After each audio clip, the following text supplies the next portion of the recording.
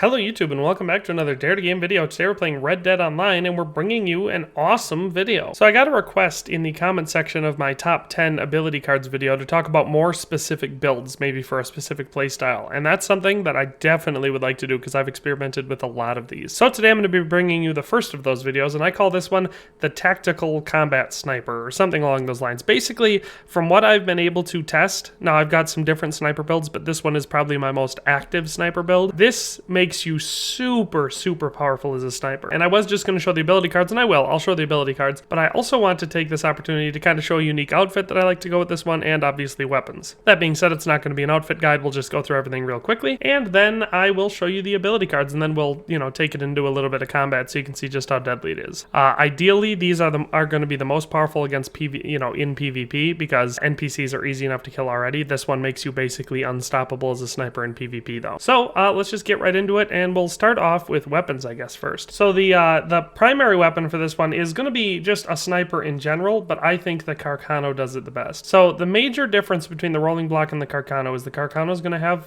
a much higher rate of fire and reload, and just a higher ammo capacity because it holds 6 rounds, and the rolling block only holds 1. So that's going to be one big difference. And the other difference is the rolling block rifle has slightly higher damage. So a lot of people like to go with the rolling block, but with this build that I'm about to show you, it completely negates that benefit of the rolling block, making the Carcano the obvious choice. And of course, you can increase these stats even better by using higher, split ammo, express rounds, anything like that to make it even more deadly. But this build that I'm about to show you makes it a super deadly build, almost guaranteed one-shot kills on anybody, no matter what tonics they're using or anything, with regular ammo. So that's what I'm saying, is just this makes this an incredibly powerful build. So like I said, starting off, your primary weapon should be a sniper, and in my opinion, preferably the Carcano. Then for a secondary weapon, obviously I'd recommend having 2 sidearms, and you could go one of 2 ways. Basically, go for a really reliable close to mid-range build, which would be either 2 revolvers or 2 pistols. I would recommend 2 pistols because if you're going with a sniper, you're going to want to have something that can fire nice and fast and has a lot of capacity just in case anybody gets too close to kill with a sniper. And that's why 2 Mausers is going to be the best way to go. 2 semi-autos will work as well, and like I said, revolvers also work, especially if you've got something like the Lamat, so it has a high ammo capacity, or the Navy, so they're very accurate. But honestly, I think the 2 Mausers is going to be the best offset for a sniper, because that way you've got 20 rounds at your disposal. They're nice and accurate, they do decent damage, and they reload super fast. So that's why, backing up the sniper, I definitely recommend 2 Mausers.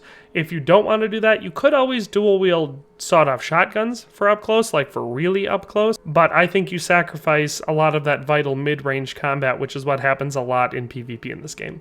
So yeah, primary weapon being the Carcano, backup weapons being the Mauser pistols. So for the outfit, I put together kind of a fun outfit that I've used from time to time, especially right here where you can see I am in the Heartlands, and this one also works pretty well in basically all over New Hanover, Lemoyne, and Amberino. This is a pretty dang good outfit. It doesn't work as good in the mountains, and it doesn't work as good out west in the drier, more desert-ish climate, but it works really well for camouflage over here in the Heartland. So basically, I'll just show you the items. So for the hat, we have the green variant of the woolen hat. For the coat, we have the green hop smear cardigan, and this one is only reasonably warm, so you can actually wear it, with this outfit. It won't make you too hot in any portion of the map, so it's very usable. For the gloves, I went with the green riding gloves. I went with the green variant of the bandit gun belt, and then the matching bandit offhand holster. For the pants, we did the green studded pants. And then for the boots, I went with the green Dunsinane boots. And now there's a lot of different options. There's a lot of green boots, but I think these ones work the best. Plus they kind of have like maybe a combat boot kind of vibe to them, so I think they fit the outfit really well. Now we could go even more over the top. We could put a bandolier on this bad boy, give him a green bandana. We could do all of that, but honestly, I think this looks pretty good, and it works very well in this region for camouflage. All right, and so now we get into the abilities, and we're going to start off with the Deadeye perk, and for this one, I put Focus Fire.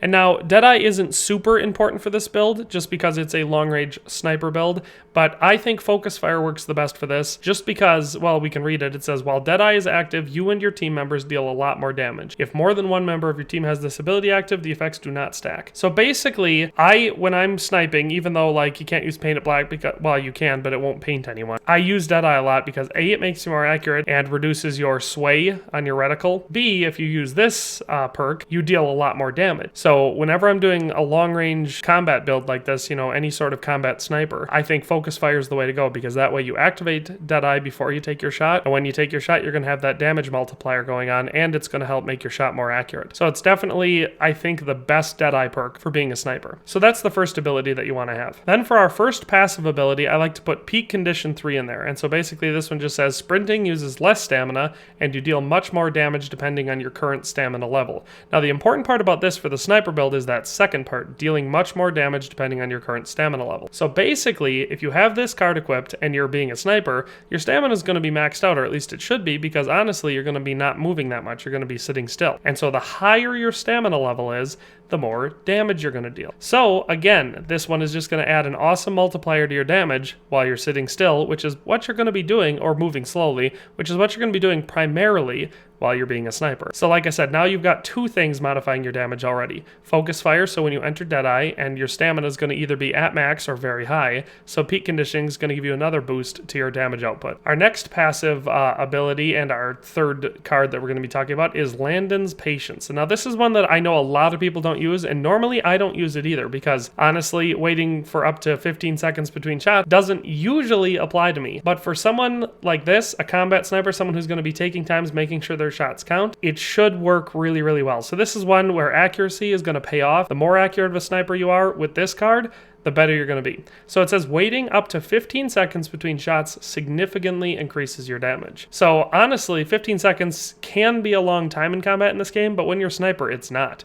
If you're accurate, then your shot should almost always be 15 seconds apart, unless you're taking out like two people right next to each other. I'm picturing this mostly in PvP, and whenever I've used this build in PvP, I've almost always had that time between my shots, because one shot, one kill, and then I get a nice long break before I get the next one. So again, this one is now the third damage multiplier that you're going to be getting just on common use with this loadout. Focus fire, you got to turn on your Deadeye, and you're going to get that. Peak conditioning, as long as your stamina is high. And now this one, if you're taking the time between your shots, which a sniper should, then you're going to be getting another damage boost. So that's our second passive card. Let's look at the last one. So the last one is probably the most obvious. It's Sharpshooter. So while using a scope, you deal much more damage and take much less damage. So again, this one is going to be another huge boost to being a sniper. You're going to be dealing more damage whenever you're looking down a scope, and when people are shooting at you while you're aiming, which happens in PvP, you're going to take less damage. So this one not only gives you a damage boost, but also helps you take less damage. So that card definitely rounds off this whole build. I'm sure other people have tried this before, but trust me, you do this, have a little bit of decent camouflage going on so you don't stick out like a sore thumb, and you're using a good sniper rifle, you're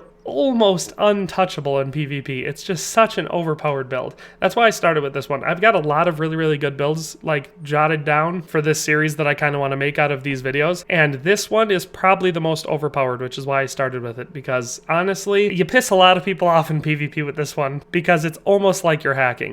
Like I said, even with the Carcano, it's pretty much guaranteed to be one-shot kills all over the place, and you really piss people off that way. But if you like being a sniper, trust me, this is the build for you. All right, well, unfortunately, there was like nobody in PvP, so I just popped into a legendary bounty. We're gonna try doing this. Obviously, like I said, the NPCs aren't the best test against this. Basically, I just want to show that,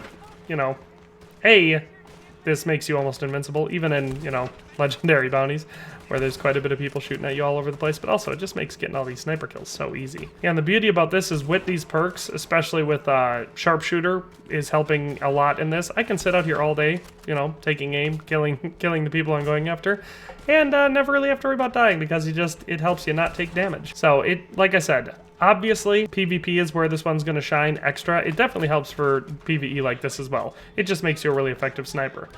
But PvP is where this is going to be the most big deal. But like I said, just in general, this makes you basically the best sniper you can be in the game. Or at least the best sniper that's actually going to see combat. Because I have a slightly better one for camping, which is, I guess, the Griefer sniper build. But for someone who's actually going to be in combat, actually doing stuff, this one really beats them all. So that's really all there is to talk about today.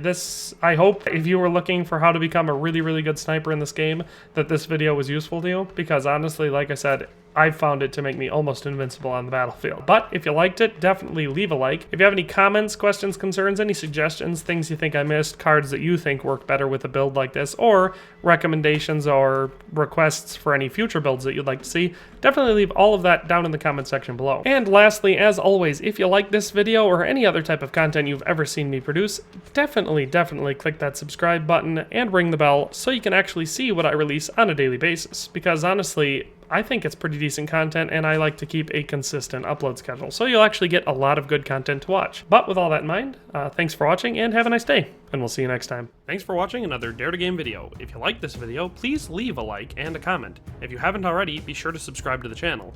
If you like my content and would like to support this channel, consider becoming a member today for as little as $1.99 a month. It makes a huge difference. But in any case, thanks for watching, and have a nice day. I'll see you next time.